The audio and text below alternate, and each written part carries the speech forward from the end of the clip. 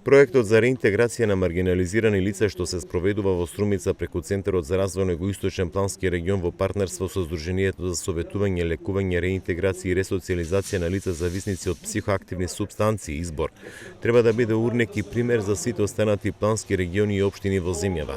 Вака потенцираше министерот за локална самоуправа Горан Милевски при последната посета во Струмица, кога изворно се информираше како лицата со попречености, но и лица зависници стекнуваат работни вештини за полесно вклопување во средината во која што живеат.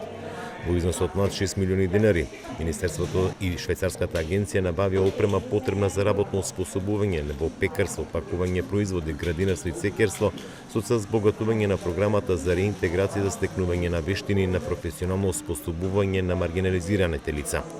За сега нема, ние и како Министерство имаме различни програми на кои што навистина сакаме да доаѓаат проекти кои што ќе значат зголемување на бруто домашниот производ, зголемување на конкуренцијата.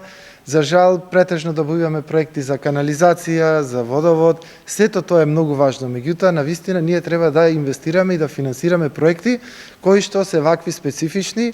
Затоа и со Швајцарската амбасада ние правевме проекти иновативни, инвестициски, нешто кое што го нема никаде и навистина ова е уникатен проект, пилот проекта и се надевам дека ќе даде добри резултати во следниот период и позитивните резултати ќе бидат пример за да го следат и останатите плански региони, но и општините треба да помагаат на ваков начин.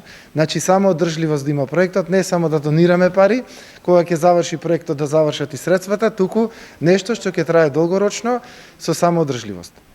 Проектот што се имплементира во Струмица е поддржан од Швајцарската агенција за развој и соработка и Министерството за локална самоуправа. Тој овозможува унапредување на постоечките услуги во источниот регион за подобро вклучување на маргинализираните лица на пазарот на трудот. Во моментот во центарот работат десетина лица кои произведуваат и пакуваат разновидни зелени салати, но и сушат и пакуваат овошје во вид на чипсови, при што остваруваат и соодветни приходи.